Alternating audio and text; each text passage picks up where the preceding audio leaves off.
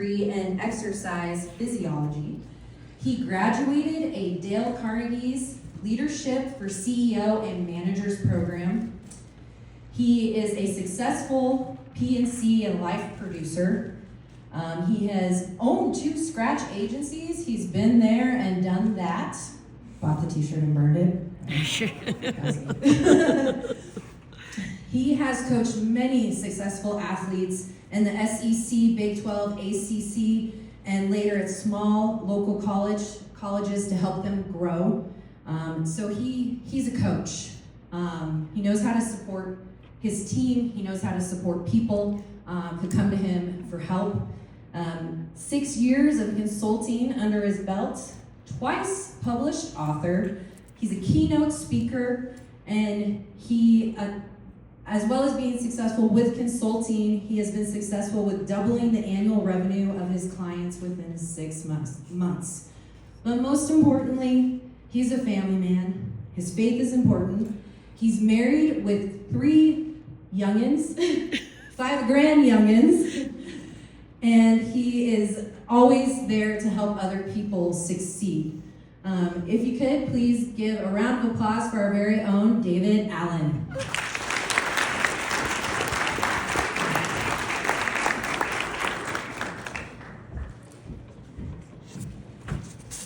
Thanks. Can you all hear me? Yes. No. It's on? Yep. Is Yep. that a You're good good. volume? A little more. Sorry.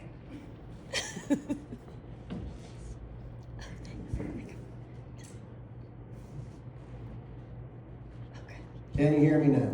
Yes. Yes. Those of you that had class with me know that hearing is probably not a problem. So, the year is 1986. Now, I'm looking out at many of you. Some of you just read about that year in the history book. But fortunately, there's those of you that I see that know that year.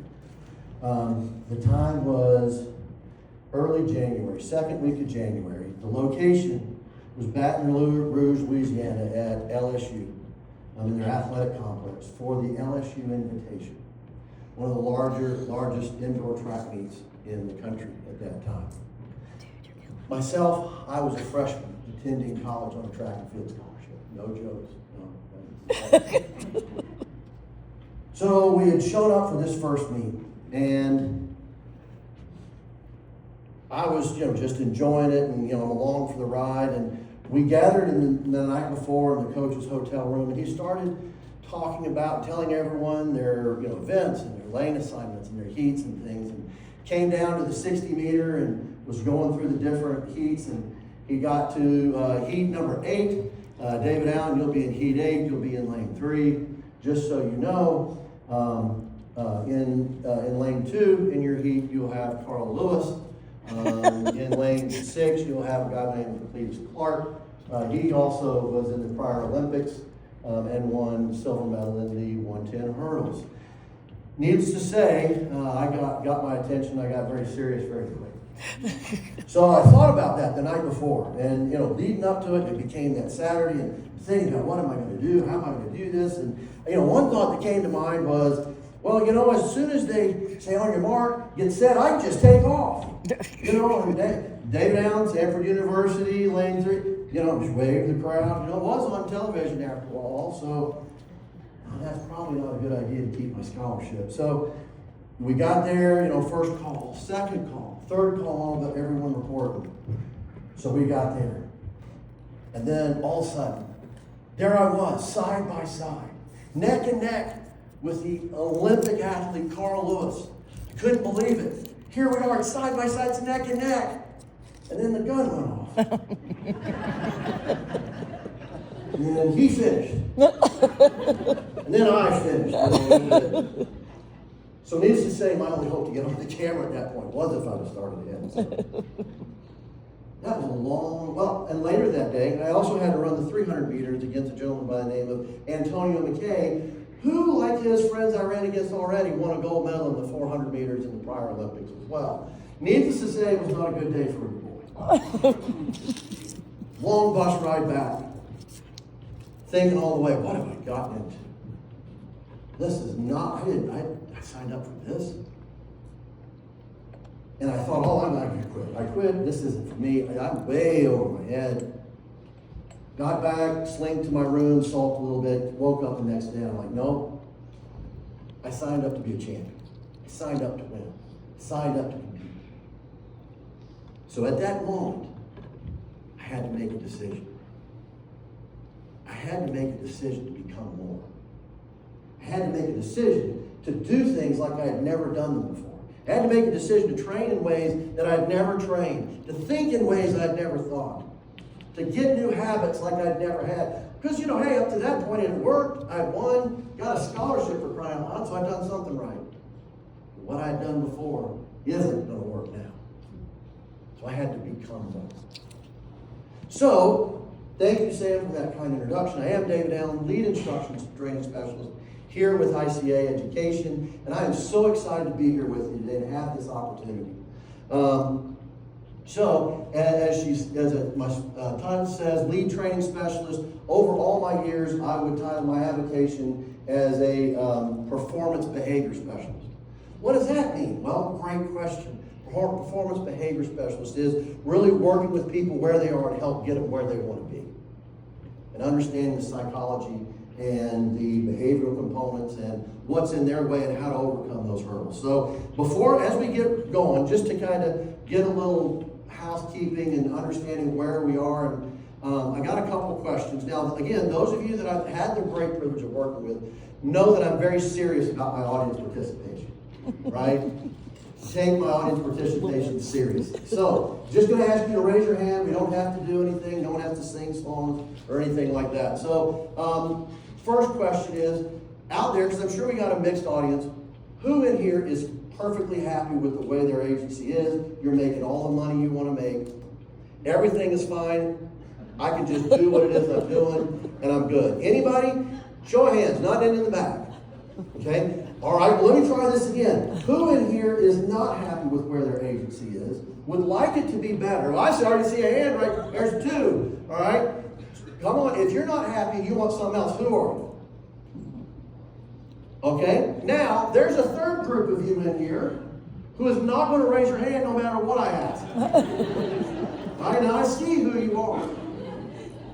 Right? So, I just want to make sure so I know that. So, we have to become more. So, in doing that, one of the great success coaches and sales coaches and speakers, a guy by the name of Jim Rohn, said this statement of, if you want to achieve and have more, you have to become more. You have to do things differently than you did before to get to someplace new. So, another speaker and author, Andy Andrews, wrote a book, 7 Decisions, one of the greatest books you could ever read, and you can even dial it up on YouTube. It's one of the best watches ever. Talks about in his 7 decisions that I will seek wisdom, meaning it's our best thinking that got us into the mess we're in right now.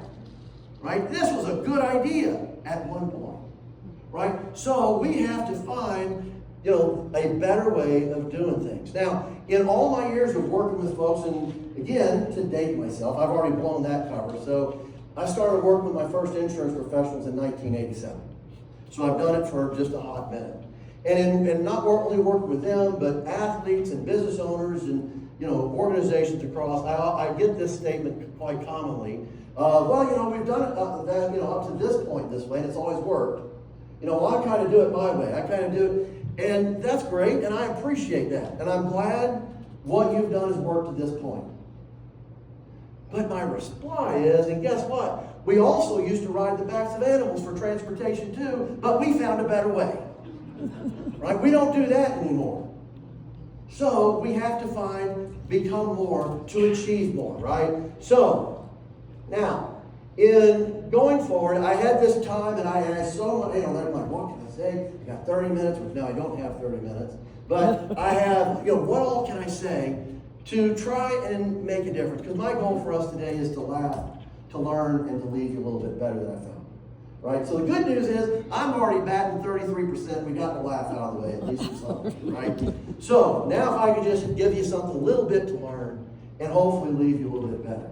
I came up and I thought, well, what can I tell them? what are a couple things I could say?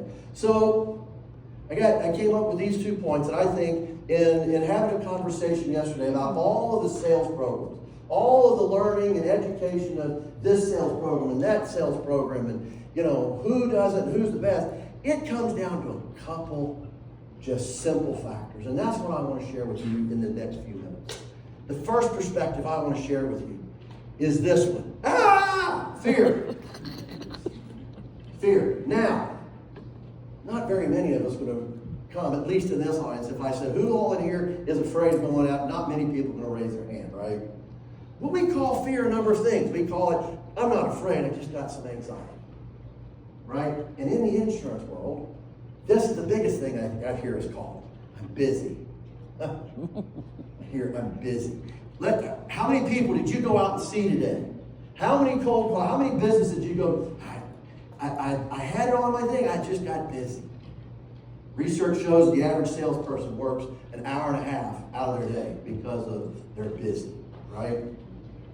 So, in talking about fear, now one of the things that I try and do to separate myself and how I help people from most all of the other people that I've listened to, talked with, researched, been a part of, very many, almost all of them can tell you what to do. It's very easy. Tell you what to go do.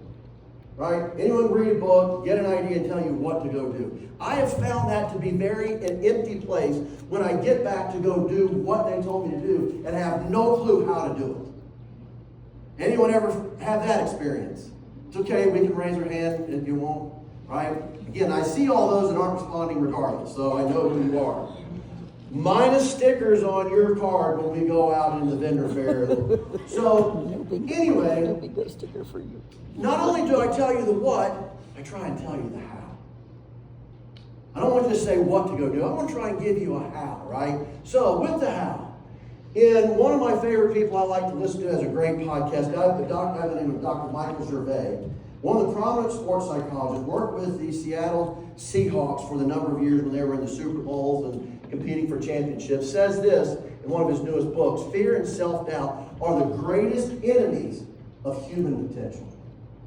Fear and self-doubt, the talk that we have that goes in our head. So, to put it quite simply, the 2 greatest fears that research has shown that we all deal with, whether you want to admit it in front of everybody, maybe when you go back to the dark places tonight, the 2 that we all deal with in some capacity are fear of failure and fear of rejection. Right? We all manage that in some way.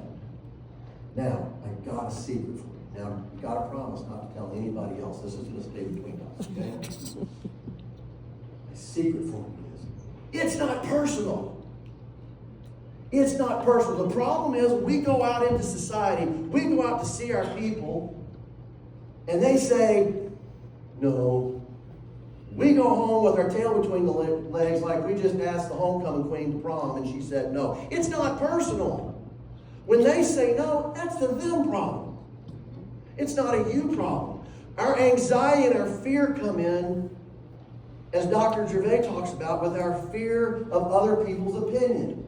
We take that no. We take that not right now. We take I already have my insurance. We take that as a personal attack. It's not personal. And when you can change that it's not a you problem, it's a them problem. Guess what? When you are worried about this, and you are going in with this fear of rejection, fear of failure, guess where the focus is? Is it on them?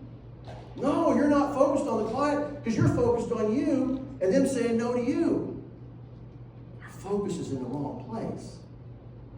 It's got to be on them and how you can help them. So, as I promised you, I'm going to tell you how. And I was listening to another talk that a guy by the name of Dr. Mo Pickens. He's another performance psychologist that works with some of the primary PGA players and golfers in the tour. And the question was asked to him, how do you coach your golfers to handle anxiety? How to handle that, $2 million putt, that's sick. You get the yips, and you start, or that drive off of that narrow tee box on 18 in Augusta, right? How do you help them handle it? He said something very simple. He said, I keep them in a routine. If you watch the golfers, every time before they stand up and they go to do, even on the driving range, they do the same thing. They stand behind, they watch, they have their routine. And he says he tells them and coaches them to have a routine. Because it's that routine that puts them back into a place of normalcy. So I say that, you're like, okay, let's for golf. I'm in sales. How do I do that? You do that by know your routine. What is your routine? Do you have a script? Do you know what you're going to say to the same person, how you're going to ask for that appointment every time? Or do you walk in and just, hey, want to meet? You want some insurance? No. Well, ask a bad question, get a bad answer. Right? Do you have a routine? And are you prepared? Because as we used to tell people, ad libs are for amateurs.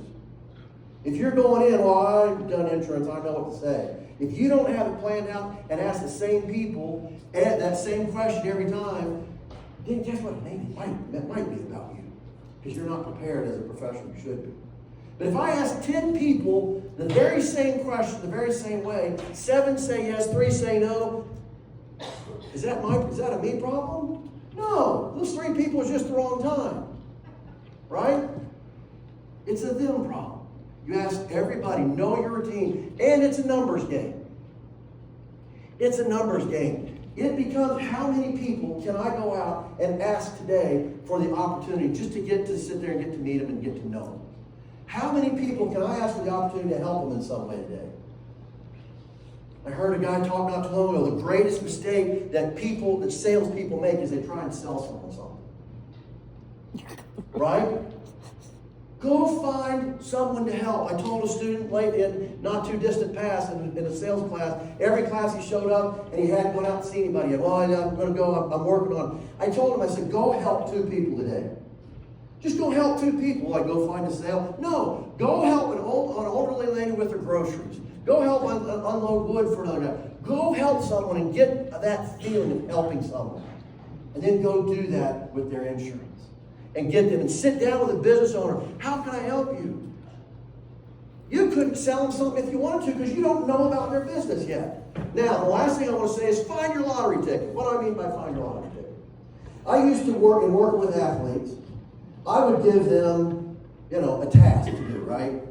And most often they would look at me and go, you've lost your mind. Hey, no way I can do that. So let me ask you this question. If I'm standing right here and I had a guaranteed certified winning lottery ticket, that if you make this time, it's yours, would you do it? Oh, dude, heck yeah, man. I'm on it, man. I'm a doctor. I'd throw up and gut. Like, absolutely.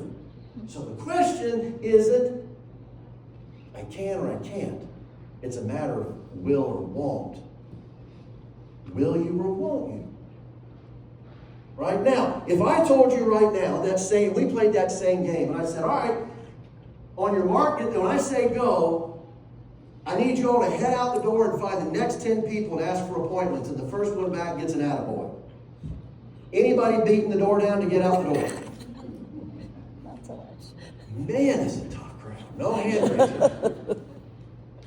All right, let's play the same game. If I'm standing here, now you got to go with me on this, right? Work with me.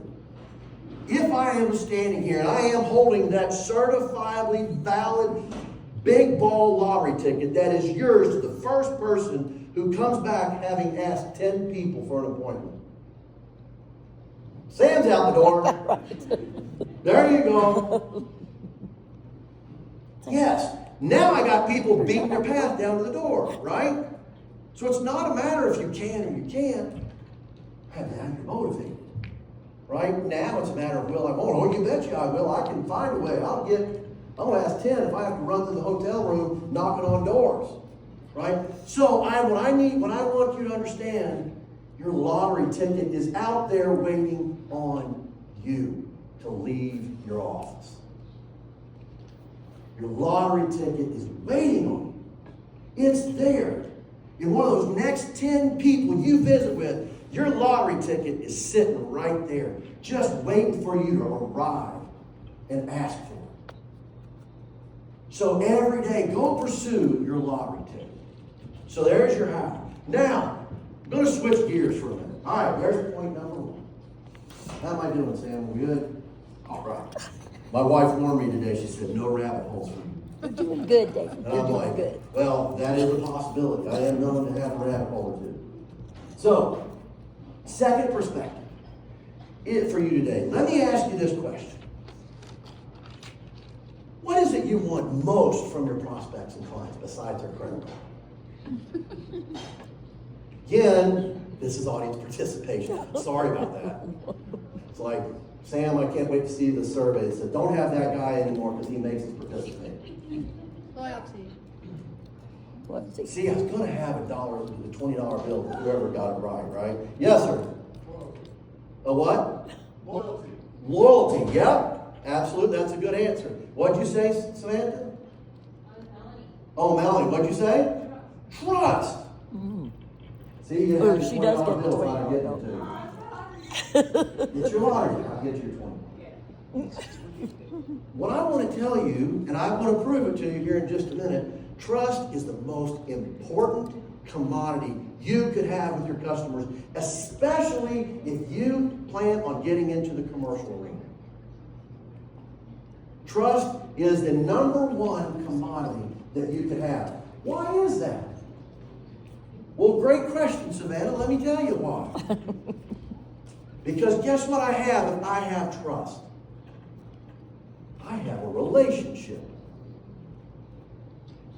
That's a noble thing, right? A relationship. Anybody want to have a great relationship with your client? Sure we do, right? I'm just going to picture in my mind and fantasize for a minute that you all raised your hand. Thank you. And guess what I have if I have a relationship? You know what comes next? I have influence. I got influence. So when I say, Mr. Client, in looking at you, getting to know what you do, and you have this deal, and you have this risk, and you have this exposure, not only do you need this, but you need this cyber as well. That's more than I wanted to pay, but you know what? If that's what you said I need to do, I trust you. And that's what I need to do. You have influence. Guess what? So let's look at the other side of that coin. If I don't have trust, now what else do I not have? Relationship. I got Zippo for. Let me ask you a question. Now, like I said, most of y'all read about the year 1986 out of a history book, but y'all been around long enough to know. Can you have any kind of relationship without trust? You have one, right? Well, not for long, right? So, even our dogs we have a degree of trust with, right? Not going to bite. I've got one that I'm not so sure about. But if I don't have trust, you have no relationship, or at least not for very long. And the other thing that I would always tell, one of my greatest things I would tell people, if you don't have trust, that's called insincerity. And insincerity is the trapdoor of every relationship. You're bopping along thinking, man, my sales, I got them smooth. I've got them, I can just glaze over, I can just spin a web. Until you get to the end and they pull the lever and whoop, there you go. And you wonder how you ended up in the basement, because they pulled the insincerity lever because they saw through the facade. And I don't know how, I say this, and I tell people this all the time. Some of you heard me say it. I have no idea, in all of my research and reading and hearing and listening, how people know when you're not sincere. They just know it. It's that sixth sense. It's how we're wired. You know when someone's not leveling with you, and it's not who they really are. So you gotta have, if you don't have trust, you have no relationship, and then you have no influence, and you become a used car salesman. And now all you got is a cheap price and hope that flies. And my friends, that is no way to live. Because you have a cheap price, you win a customer for a day. You have trust, a relationship, and influence, you have a customer for a lifetime. I heard this said not too long ago, and there are 5 reasons to make my point. There are 5 reasons to carry this on as to why people don't buy. That's helpful to know, isn't it? Why do people not buy? Well, it's going to be one of 5 reasons. Okay? And I got an acronym for you. You're probably not going to forget. And the acronym I have for you is Mount Nut. MTNUT, Mount Nut. What does Mount Nut stand for? No money, no time, no need, no urgency. Yes. Anyone want to take a gander at what the last one is? Trust. No trust. Now, I can't wait to stand out in the vendor fair in a little while and just debate with most of you, right? Because research shows that only maybe 10% of the time it's about money. 90% of the time, money has nothing to do with it. Oh, I hear you now. Oh, they complain about the premium's too high. I hear you. But it's not about the premium. What I'm telling you about, that's all they know to tell you about, because that's all they can associate with their insurances, because Progressive's told them over and over again, 15 minutes is going to save you 15%. That's all they know is about the premium. What they want to express to you is I'm getting no value for the premium dollars that I'm paying. I can get anybody up and down the street to cash my check. In fact, I can even go directly online to an 800 number and they'll cash my check. Why do I need to pay you? So it's the value that you're bringing. Now, I want to prove this to you, right? It's one thing to say it, but if I could prove it to you, would that be better? Yes. Yeah, okay, all right. Let me prove this to you, how this works. So, a doctor gives you a significant diagnosis, right? What's your first reaction? Are you going through Google to find the cheapest doctor out there? Is it, all right, now I like this guy, and man, they're good, they got great reviews. A little expensive, pricey. Let me see if I can find one that's got a coupon. No, you go out and find the best, don't you? Money is no object. Let me ask you this. You're sitting there working one day, and you're taking payments, you're writing checks, cashing checks, and all's good, and in comes someone, marshal hands you, serves you papers. Oh, shoot, now I'm getting sued. Doggone it. Let me see what Groupon has for attorneys. Anybody going with the cheapest attorney? I can get a discount, right? Maybe I can get a buddy to go and we can get a 2-for-1 or something like that, right? Anybody going with the cheapest attorney? No? Huh. So it's not about the money, is it?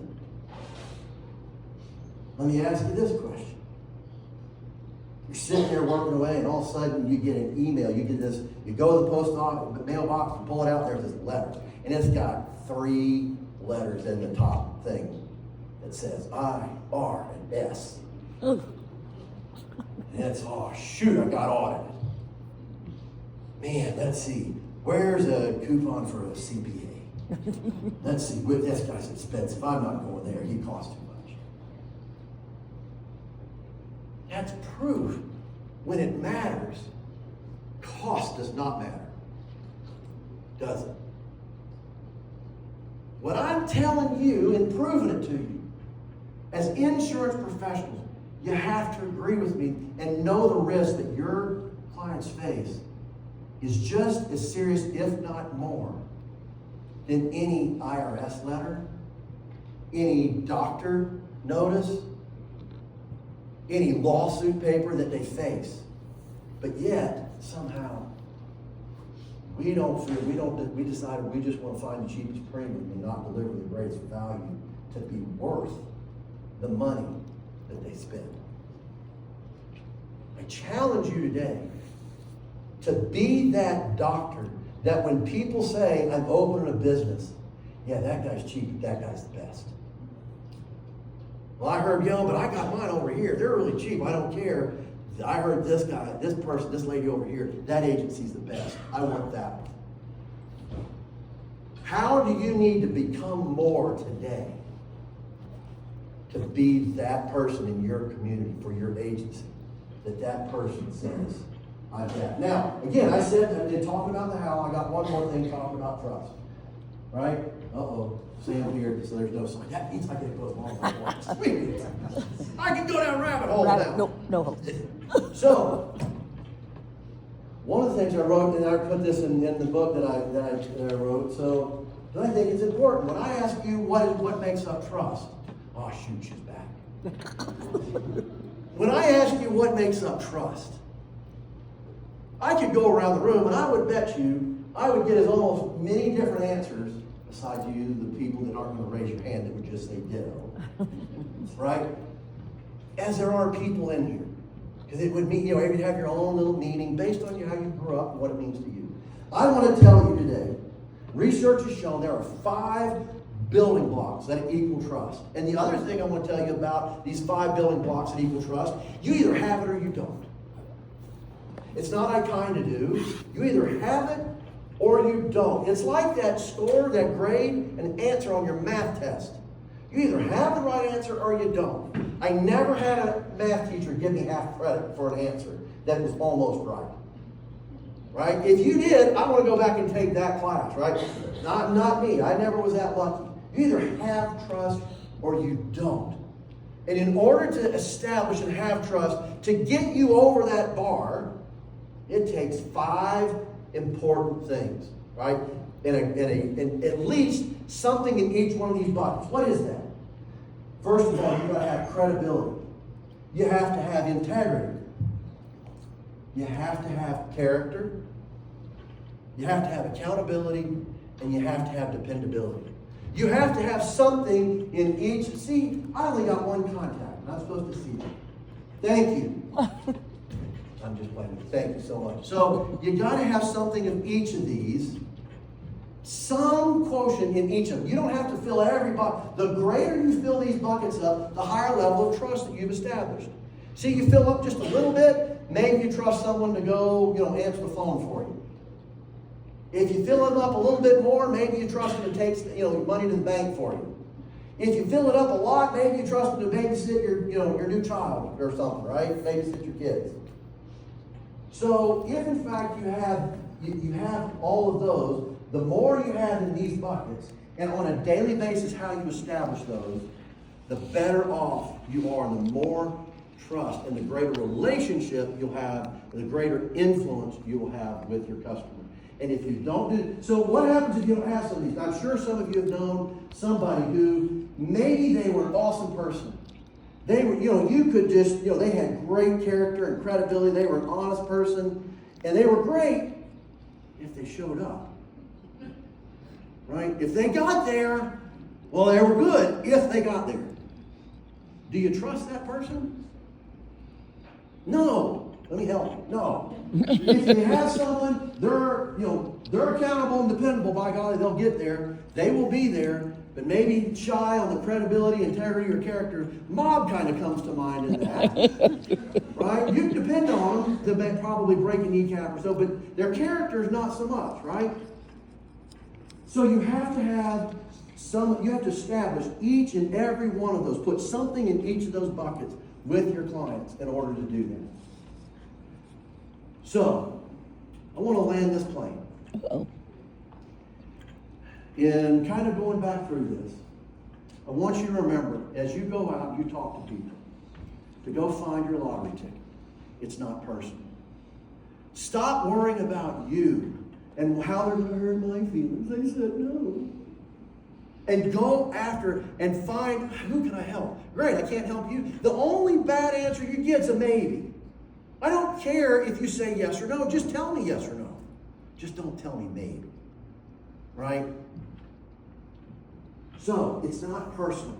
It's a numbers game. Who can I help today? Where are you? Are you out there? Who can I help? Where's my lottery ticket? My lottery ticket's out here somewhere, and I won't find it before the day's over. If you don't ask, you don't get it. The second thing we talked about, it's not about the premium. It's about the relationship. Talked with a young agent just not too long ago that he was all upset because he had this great big case, and the guy came to him and said, I'm just trying to save money. So I got that, buddy. I saved you money. And he did. And he called the guy back and said, I saved you several $100s a month. The guy said, that's awesome, but I went with this guy's policy over here who's more. What? There more? You said save you money. I did save you money. Yeah, but I got better value for what I paid for over there. So it's not about the premium. What value did you bring? What kind of relationship do you have with your people? And lastly,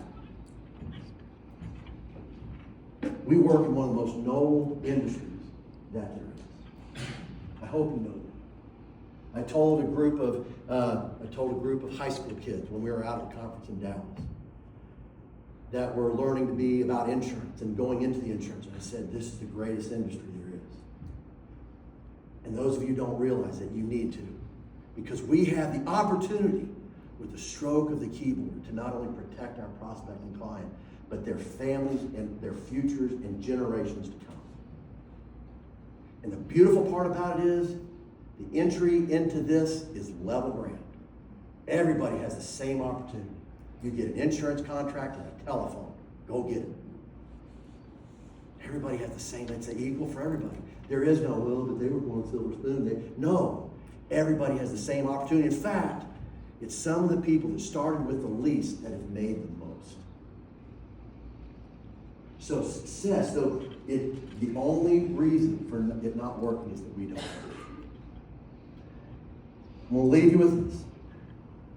One of my favorite speakers ends his talks with this literary piece. It's one of my favorite things, and I thought I just want to leave it with you because I think it's appropriate.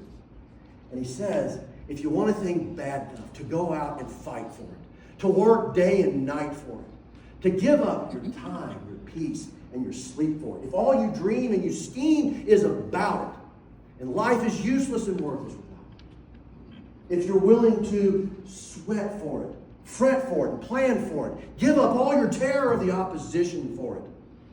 If you go after that thing that you want with all of your strength, capacity, and sagacity, faith, confidence, and stern pertinacity, if neither cold, poverty, famish, or gall, sickness or pain of body and brain can keep you from that thing that you want, if dogged and grim you besiege and beset it with the help of God, you'll get it. My friends, I pray that we've laughed so you can say, you can't say I didn't do that. I hope you've learned something. I hope I've left you a little bit better. I hope you go out and find your lottery ticket. It's out there. Your success that you had in mind when you took on this adventure, it has an appointment with you. There's an appointment for your destiny out there just waiting for you to arrive. But you have to get in the car and start it to go. I pray success for you. I look forward to the opportunity to get to hope to work with. I've gotten to work with many of you. Hope to work with you, the rest of you at some point. Thank you all so much for this opportunity. God bless you and much success.